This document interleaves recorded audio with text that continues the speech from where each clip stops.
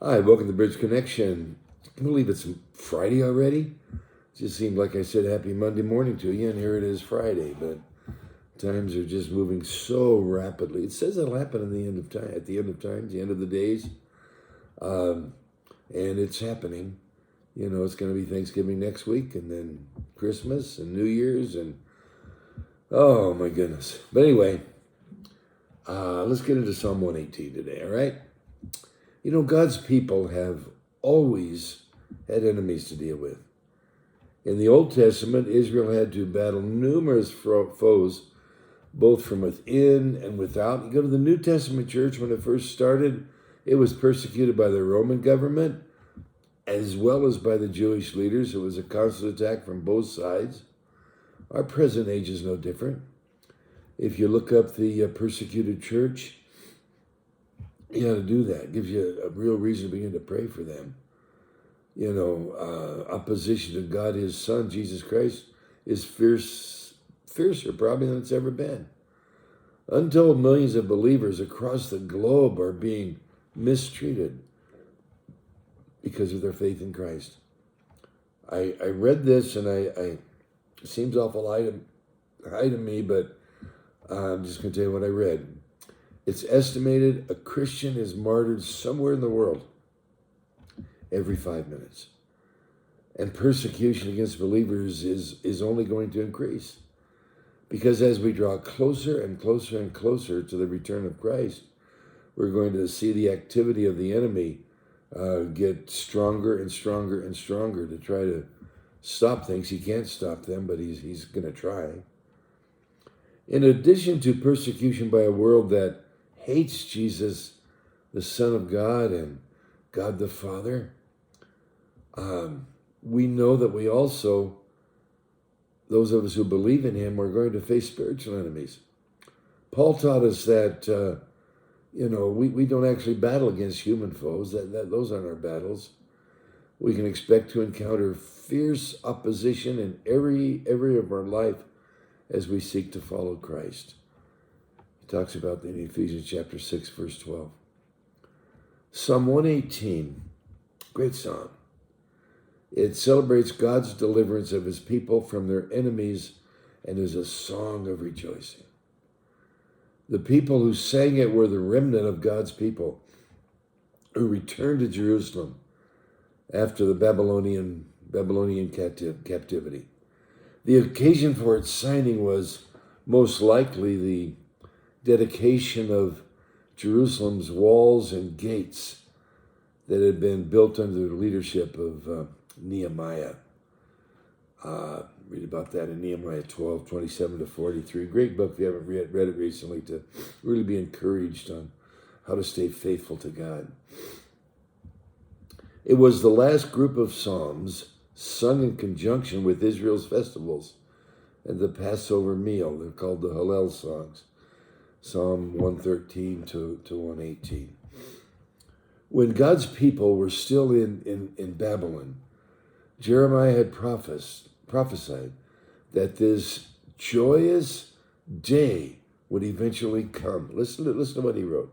Thus saith the Lord, again there shall be hurt in this place, which you say shall be desolate, without man and without beast, even in the cities of Judah and in the streets of Jerusalem, that are desolate, without man and without inhabitant and without beast.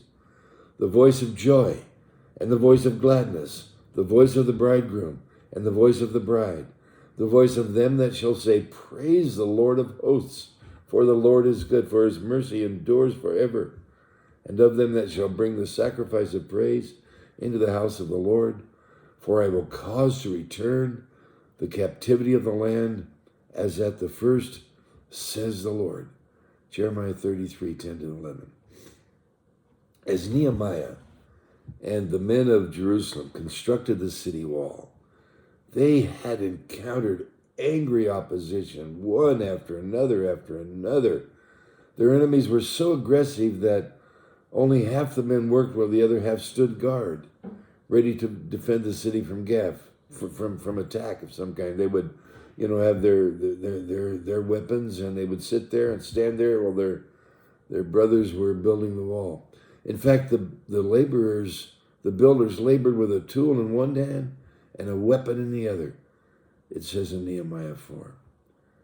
But God strengthened Nehemiah and his crew. By his faithfulness, they finished the task. We don't know precisely when nor by whom Psalm 118 is written. It may have been written by someone in Nehemiah's day. I think it probably was from what I've read. Perhaps by one of the leaders of worship in the rebuilt temple, or even by Nehemiah himself. A good possibility. It's also a messianic psalm. Psalm 118 is among the most quoted psalm in the New Testament. It celebrates, not only Israel's deliverance from her enemies, but also the salvation that would be brought by Jesus Christ. As certain as God had delivered the Jewish people from their foes, and Christ delivered us from sin, we can rest in the confidence that God will help us when we face intense opposition or persecution. He's there. He will defend us. Psalm 118, verse 1. Oh, give thanks to the Lord, for he is good, for his mercy endures forever. So the psalmist called the people, I love that. His mercy never stops, it endures forever. So the psalmist called the people to worship by encouraging them to give thanks to the Lord. God deserves our undying gratitude because he is good and because his mercy or unfailing love endures forever. Apparently, it was a common practice in temple worship to refer to three groups who comprised the congregation. We read this back in Psalm 115 and a couple other Psalms, and we saw it was kind of prevalent there. Let Israel now say, his mercy endures forever. Let the house of Aaron now say, his mercy endures forever. Verse 4, let those who fear the Lord now say, his mercy endures forever. So it's, let Israel say, those are the natural-born Jews, part of the congregation. Let them rejoice because his mercy endures forever. Then the house of Aaron, those would be the priests and the ministers in the temple. Let them rejoice because his mercy endures forever. And then all who fear the Lord, those are most likely Gentiles who converted to Judaism and lived in the land, in verse 4. The worship leader encouraged all three groups to openly praise God's mercy, his unfailing covenant love. This declaration of God's faithfulness was an expression of absolute trust in him. The people confessed that the Lord's unfailing love endures through every trouble and trial of life. You know what? We need to be there. We need to understand, guys, that our salvation rests on the unfailing love and faithfulness of God. Because of his immeasurable love, God gave his only begotten Son to redeem us. And just as God was faithful to his people under the old covenant, he is faithful to us under the new covenant. In fact, scriptures declare that we have a better covenant with better promises than Israel had under the old covenant. You can read that in Hebrews chapter 8. We are saved, we are forgiven, and we are secure because he is faithful. Not because we are faithful, not because we are good, not because we do the right things. Did you hear me? We are saved, we are forgiven, we are secure because God is faithful. He will not fail us. He will not forgive us. He will not cast us away. Every day, every single moment of every day, every time we think about it, we should give him thanks for his goodness and unfailing love. We should also trust him completely in every single circumstance with full assurance that he will never fail us. He will never desert us. He will never leave us. Verse 5 says, I called on the Lord in distress. The Lord answered me and set me in a broad place. You know what we need to do when we're in anguish or we're oppressed or we don't know what's happening? We need to cry out to the Lord and realize that when we cry out to him, he will answer us. The people gave strong testimony to what the Lord had done for them in their time of anguish. The painful circumstances to which they referred were their years of captivity in Babylon and the challenges of rebuilding Jerusalem after they were released 70 years in bondage as slaves. Now they come back to their city that was totally decimated, totally torn down. And now they're rebuilding Jerusalem after they were released. They cried out to the Lord for help. What did he do? He delivered them. Warren Wiersbe notes that the Lord is mentioned in every verse of this section. He was the one who protected Israel from their enemies and enabled the people to complete the work in difficult times. The Lord, Yahweh, Jehovah, I've said this so many times, is God's covenant name. And by using this name exclusively, the psalmist was emphasizing God's faithfulness to his word and his faithfulness to his people. And his faithfulness has never stopped. He's faithful to each and every one of us. He's faithful even when he doesn't look faithful.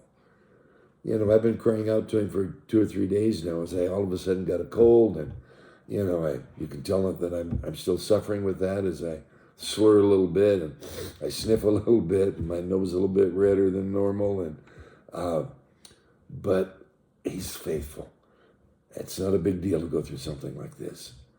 Notice that the personal pronouns I, me, and my are used throughout this section, suggesting that the writer was speaking of his own experience here rather than that of just the congregation of worshipers. It may have been one of the remnant leaders, as they had been there in Jerusalem rebuilding. Perhaps, and I thought about this, Ezra or Nehemiah. Read both of their books because they came back with groups to help rebuild and to build the wall and so forth. And perhaps it was either Ezra or Nehemiah who sang this particular psalm. The Lord had set his people free from the circumstances that had afflicted them. The words used in this verse paint such a vivid picture. Distress or anguish comes from a root word that means to be bound or confined in a tight place. The Lord set his people free from their oppression, from being in this tight place, from being in this bondage that they were in, releasing them to a large place. He liberated them. Just think about it. He liberated them from the conditions that held their souls captive to live once again in fullness of joy. And every time I think about that, I think about the captivity that I lived in for so long. And every time I find myself moving back a little bit into that, I once again just, God, thank you for setting me free. And I remember how terrible that captivation was, how terrible that squeezing was. I'm now free and I can rejoice because of the freedom that he's given me. Verse 6 and verse 7. The Lord is on my side. I will not fear. What can man do to me? Take this for yourself. The Lord is on my side. I will not fear. What can man do to me? The Lord is for me. No, the Lord is for me among those who help me. Therefore, I shall see my desire on those who hate me. The remnant who came back to Jerusalem had encountered fierce opposition from the surrounding nations. Yet God's people knew that he was with them and he was for them. His powerful, encouraging presence helped them overcome their fear of the enemies. And then verse 6. With the Lord on their side, what they did is they declared in faith that their foes, what can anybody do against me? What harm can come to us from the enemy? Because the Lord was their helper, they were absolutely confident that they would be victorious over their adversaries. It said in verse 7, because he alone is completely trustworthy. Not any person or leader is the ultimate source of your strength and security. It's only Jesus. It's only God. Get that. He alone is completely trustworthy. No person or leader is the ultimate source of your strength and your security. We love each other. We do the best we can, but we're going to fail. I've said this for so many years. Give it enough time. And we never do it intentionally. But give it enough time, we're going to let each other down. Just the time that you need one of your close Christian friends to come alongside and throw an arm around you and tell you how much they love you, they're not there. Or you make the phone call you've always made and you find some answers. You didn't find it this time. Maybe they didn't talk to you. Maybe they didn't answer the phone. Maybe they weren't there for it. Maybe they're going through their own thing. But as much as we love each other, we don't do it personally, but it just happens. And we realize that verse 8 and 9 are so important in this chapter. It is better to trust in the Lord than to put confidence in man. It is better to trust in the Lord than to put confidence in princes. So through their challenging circumstances, God's folks, his people, realize that he alone, totally, completely, he alone is the only one who's trustworthy. Time and again, human leaders had let them down. In fact, kings didn't love the Lord. Didn't love the Lord, were largely responsible for the spiritual failure of the nation. And so they were let down by their leaders time and time again. The remnant's experiences had taught them to trust or take refuge in the Lord. They learned that he, not any person, not any leader, will be there and always be there. He will never leave. He will never forsake us. He is the ultimate source of our strength and our security, just as he was the ultimate strength and source of their security and their strength. We can't ever miss that. Sometimes, nobody loves church more than I do, and nobody's talking about church more than I do, and I love the body of Christ, and I love what it means to each other, and I love what relationships mean and what the body of Christ means and the functioning of the gifts of the Spirit. Nobody enjoys that more than I do, but you know what? Again, I said it a minute ago. Whether we like it or not, there are times we're going to be let down by other people, but never let down by God. I think sometimes he allows that.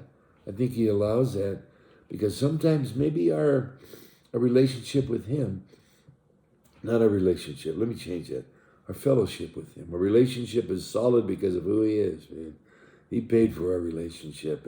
But sometimes that fellowship isn't all that he wants us to be because we're not spending the time, we're not listening to him, we're not in the Word, we're not understanding what he has for us to do. And so sometimes that fellowship gets a little strained, and so sometimes he'll just kind of pull the plug on things that we're doing. Maybe just, no, they didn't answer that phone because I didn't want them to, because I want you to come to me.